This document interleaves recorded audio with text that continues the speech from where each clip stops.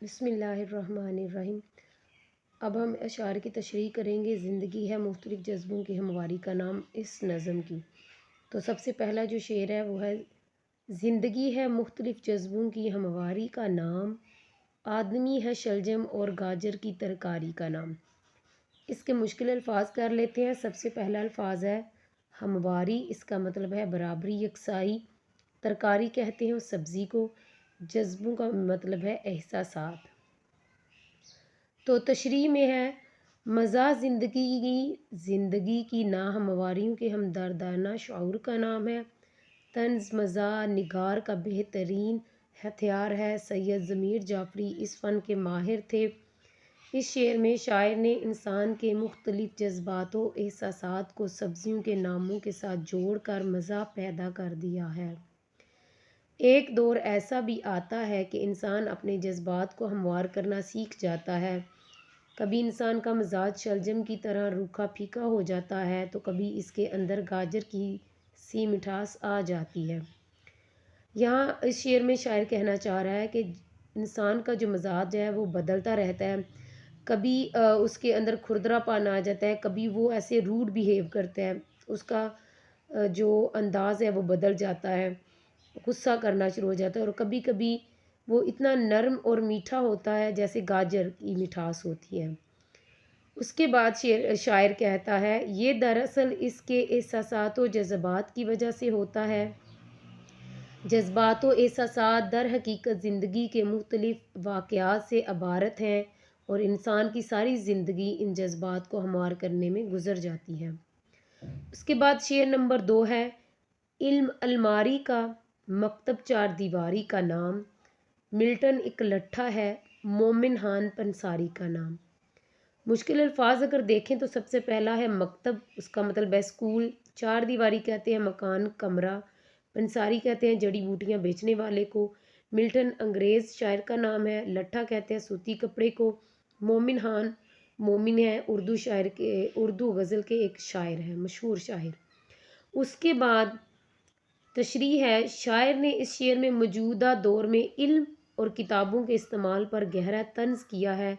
وہ کہتے ہیں کہ آج کل تو علم الماری کا نام ہے، یعنی بے شمار نادر کتابیں الماریوں میں بند پڑی ہیں۔ کسی کو اتنی فرصت نہیں کہ ان کتابوں کو پڑھ کر کچھ سیکھ لے۔ تعلیمی ادارے محض چار دیواری کا کردار ادا کر رہے ہیں۔ وہ جو علم پڑھا رہے ہیں بچوں پر اس تعلیم کے اثرات نظر نہیں آتے۔ کتابوں میں لکھا ہے: سچ بولو، جھوٹ سے بچو، چغلی نہ کرو، دھوکہ مت دو، دیانت داری اور انصاف سے کام لو۔ مگر ان تعلیمی اداروں سے پڑھے ہوئے لوگ ہر شعبے میں بددیانتی سے کام کر رہے ہیں۔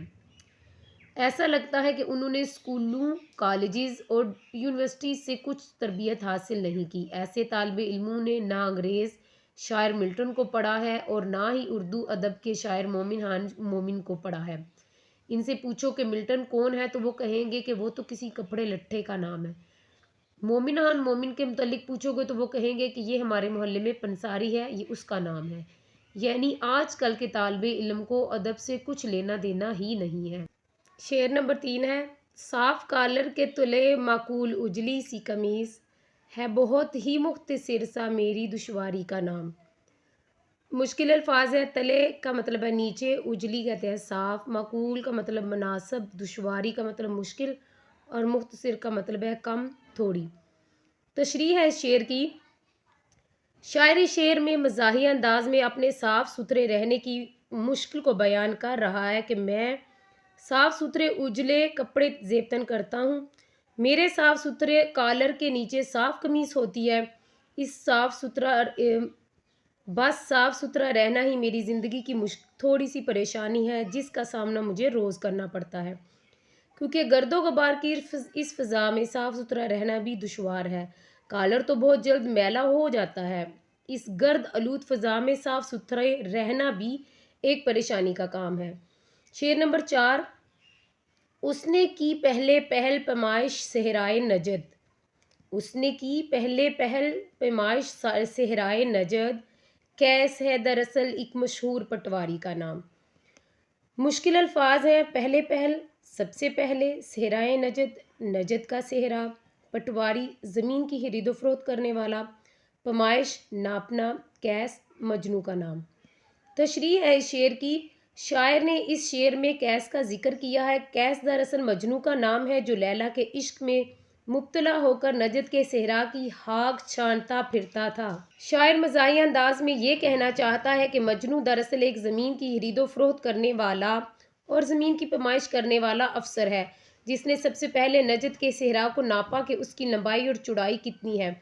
शायर ये कहना चाहता है कि इंसान के हाथ में कुछ भी नहीं है, वक्त हालात उसे कुछ का कुछ बना देते हैं। मजनू लैला को पाना चाहता था, इसके इश्क में वो दीवाना हो गया और इस दीवानगी में उसने नजद के सहरा के इतने चक्कर लगाए कि उसको सहरा की लंबाई और चौड़ाई का अंदाज़ा हो गया। यूं वो नजद के सहरा को नापने वाला पहला अफसर बन गया। शेर नंबर 5। इश्क हर जाए भी हो तो दर्द कम होता है, एक ज़रा तब्दील हो जाता है बीमारी का नाम। मुश्किल अल्फाज हैं। इश्क जुनून को कहते हैं, दर्द कहते हैं तकलीफ़ को, हरजाई बेवफा, बीमारी मर्ज़। इस शेर में शायर ने इश्क को बीमारी से तशबीह देकर मज़ाह पैदा किया है। शायर कहता है कि अगर महबूब बेवफा हो तो जुदाई का गम कम नहीं होता, अलबत्ता उसका दुख आता है। शायर इस शेर में इश्क की बीमारी का तज़किरा मज़ाहिया अंदाज में कर रहा है कि अगर दोस्त है बेवफा भी हो तो इश्क की तकलीफ़ कम नहीं होती, बल्कि इस बीमारी का नाम तब्दील हो जाता है। इसका नाम शहीद मोहब्बत, बीमार मोहब्बत, नाकाम आशिक वगैरह हो सकता है, मगर इस इश्क की बीमारी का दुख वैसा ही रहता है चाहे कोई भी नाम रख दो।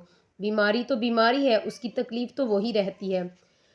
सेकेंड लास्ट शेर है। बात तो जब है बदल जाए सरशस्त इंसान की, बात तो जब है बदल जाए सरशस्त इंसान की, यूं तो लिख दो ऊंट पर लारी का नाम। सरशस्त का मतलब है फितरत, लारी का मतलब है बस एक किस्म की मोटर गाड़ी, इंसान कहते हैं आदमी को। इस शेर में शायर इंसानी फितरत पर तंज कर रहा है और कहता है कि अगर इंसान की फितरत अच्छी हो तो वो एक अच्छा इंसान है।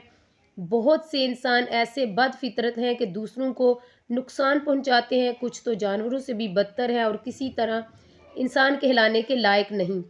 जैसे किसी ऊँट पर लारी का नाम लिख दिया जाए, ऊँट को अगर बस कहा जाए तो वो बस नहीं बन जाएगा। इसी तरह इंसान अगर अपनी फितरत ना बदले तो वो इंसान कहलाने के लायक नहीं। आखिरी शेर है। दिल हो या दलिया हो, दनाई के बालाई ज़मीर, दिल हो या दलिया हो, दनाई के बालाई ज़मीर, ज़िंदगी है बाज़ अशिया की खरीदारी का नाम। दलिया कहते हैं दला हुआ अनाज, गेहूँ वगैरह का दानेदार आटा। दनाई कहते हैं अक्लमंदी को, बलाई का मतलब है ऊंचाई बुलंदी, अशिया कहते हैं चीज़ को। शायर इस शेर में दुनियावी कारोबार पर तंज कर रहा है कि दिल हो या दलिया हर चीज़ खरीदी जा सकती है, हत्ता कि अक्लमंदी, समझदारी और बुलंदी भी खरीदी जा सकती है। इस दुनिया में दौलत हो तो हर चीज़ हासिल की जा सकती है। लोग डिग्रियां भी खरीद लेते हैं और तालीम याफ्ता कहलाने लगते हैं। ये ज़िंदगी इसी खरीदारी का नाम है। अगर आपके पास पैसा है तो आप किसी की मोहब्बत भी खरीद सकते हैं, महंगे तोहफ़े देकर दूसरों का दिल भी जीत सकते हैं। डिग्रियां, ज़मीनें, बड़े ओहदे सब पैसे से खरीदे जा सकते हैं। दरअसल ये शेर हमारे निज़ाम हुकूमत पर गहरा तंज है, जहाँ जाली डिग्रियां, ओहदे और मोहब्बत पैसे से खरीदी जा सकती है। अल्लाह हाफिज़।